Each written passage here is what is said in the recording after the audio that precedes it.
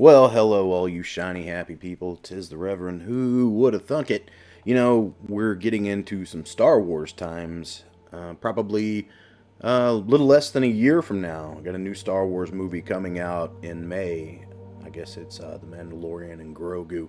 So I'm kind of getting in Star Wars mode, and there's Star Wars articles that are popping up here and there, talking about, I guess, Ahsoka and things like that. So I saw this article, and before I started reading it, I said, hey, you know what? Let's try this thing out, and let's read it together, shall we? I read it so you don't have to. And away we go.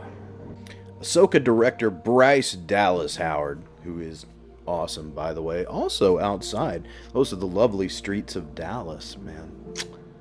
Just does the body good. Ahsoka director Bryce Dallas Howard uses 4 words to describe season 2.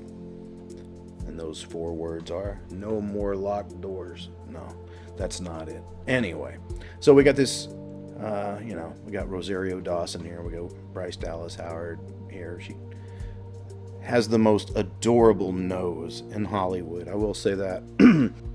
Though an exact release date has not yet been announced, Ahsoka Season 2 will be the next live-action offering on the upcoming Star Wars TV show's slate.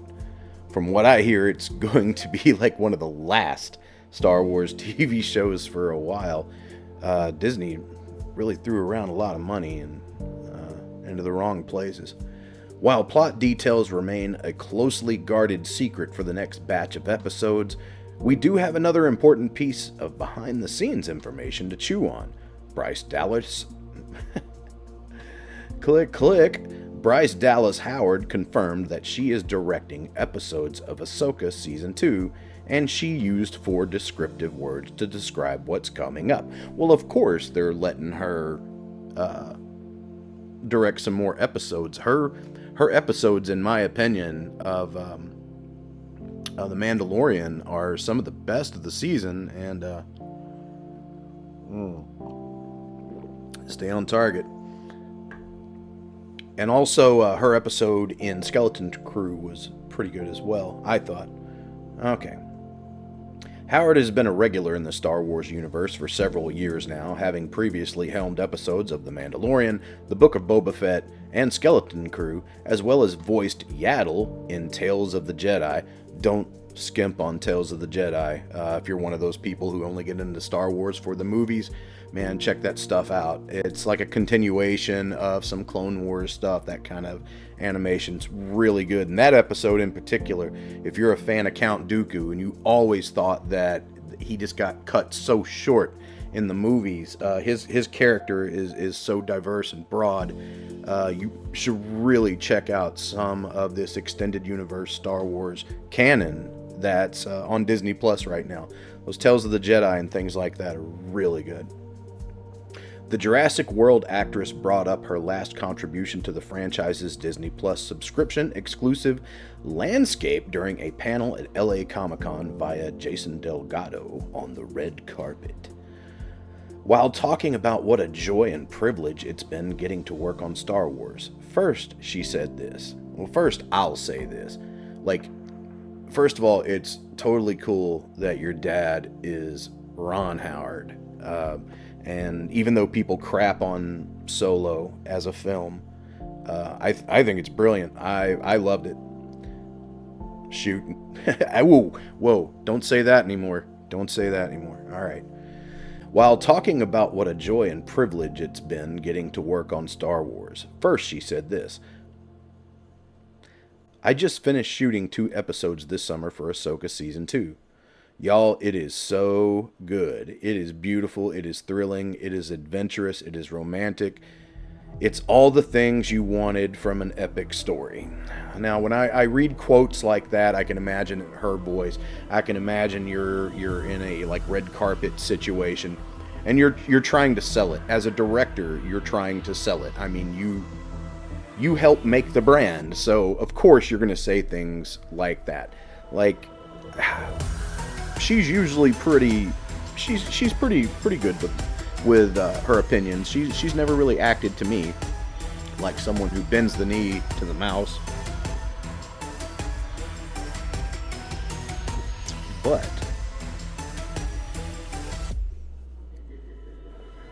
we shall see. And then, of course, we got this guy here from Game of Thrones. I don't remember. Oh, look, hey, modern technology. They provided his name, Rory McCann. Riri? Rory. That's kind of tough for the mouth there. Rory McCann as the Hound on Game of Thrones. I loved Game of Thrones from beginning to end. His character is one of my favorites. So, yeah. Anyway, back to our article. Well, that's a surefire way to get Ahsoka fans even more excited for what's coming up in Season 2. The first season was notable for not just bringing back Rosario Dawson's older version of Ahsoka Tano, following her guest appearances in The Mandalorian and The Book of Boba Fett, but also for bringing Star Wars Rebels characters like Sabine Wren, Hera Syndulla, Ezra Bridger, and Grand Admiral Thrawn. Stop right there. Grand Admiral Thrawn did not originate in Star Wars Rebels. Okay? Give credit where credit is due. Season 1 saw Ahsoka and her allies working to prevent Thrawn from returning and uniting the fractured remnants of the Empire years after the events of Return of the Jedi. I can't say I'm surprised Bryce Dallas Howard was brought on to direct 1/4 of Ahsoka Season 2, considering that all of the previous Star Wars shows she worked on also take place in the New Republic era. She also has nothing but praise for Dave Filoni, the chief creative officer of Lucasfilm, creator of Ahsoka. What in the hell is on the side of my screen? What are you doing, Internet? No! No! No more Pete Hegseth. No more locked doors. Come back. Come back. No, Yahoo. This is why nobody reads you anymore. That was close, folks. We almost had to read about Pete Hegseth. Okay. Now we're getting this back on. This is like the first reading, glitch. Right here is what this is, because this is the first time I've ever done this. Congratulations, you're watching. Where was I before Pete Hegseth so rudely interrupted? She also has nothing but praise for Dave Filoni, the chief creative officer of Lucasfilm, creator of Ahsoka and executive producer on those other shows. In her words, now, some of these words, I say them all the time. She can't claim those. I adore Dave Filoni. I would do anything for and with Dave Filoni. This is Bryce Dallas Howard saying that? It must be the hat, Dave. He's an extraordinary leader and visionary, and he's super funny, and the guy knows what he's talking about. See, and that was me. I always knew what I was talking about. I'm super funny and had a great hat. So yes, I just got to finish that up. I've been working on the cut. Ahsoka Season 1 ran from August 22, October 3rd of 23. Okay, there we go. August 22nd to October 3rd of 2023. Jesus Christ of Latter-day Saints. What is wrong with journalists? So it's possible that Season 2 will premiere around the same time next year. However, if Bryce Dallas Howard is working on the cuts of her episodes, maybe that bodes well for it premiering earlier in 2026.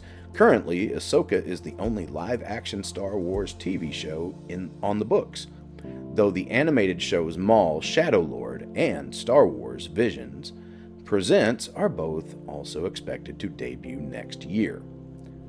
The good news, well, of course. The good news is we don't have to wait too much longer for a familiar Star Wars TV series to return, as Visions Season 3 drops October 29th on Disney+. We also can't forget The Mandalorian and Grogu coming out May 22nd on the 2026 movie schedule, and I'll be interested to see whether Ahsoka Season 2 is squeezed in before or after that release. Well, it all depends on where Season 2 fits in that timeline. I'm at a complete Star Wars lost now. Like, I've seen everything that Disney has put out. I've seen everything there is to see of Star Wars. I'm aware of the canon timeline now, but I don't know where this Mandalorian and Grogu movie is going to be. I know there are characters from the original trilogy that are involved in that timeline, and I don't even think Disney knows how they're going to recreate those characters yet. You know, deep fakes or other actors or recasting, and it's kind of all up in the air. I don't know what to think about it. I do know that after much deep thought, we're talking years of deep thought since the Disney acquisition, I have finally reached a point to where I believe there is no such thing as bad Star Wars. It's just some is better than others. It's all contributing to a world that, quite frankly, is a hell of a lot better than ours right now, and I much prefer to be in it than where we are. So I'm really starting to get back into the Star Wars universe. I'm going to start playing some of the games. I'll live stream them here on the channel, and we'll just kind of see where it goes. Andor Season 2 was fantastic, so, you know, we're kind of left hanging on that good note. So I guess we have to wait until possibly May of 2026 to see where the thing that we all love so much, to see where it goes next. Anyway, preach truth, toke jokes, shoplift Amazon. You guys got all the books for sale on RevDareCloud.com. You can go there for all your RevDare Cloud needs, whatever in the hell those might be. And you guys have a wonderful day.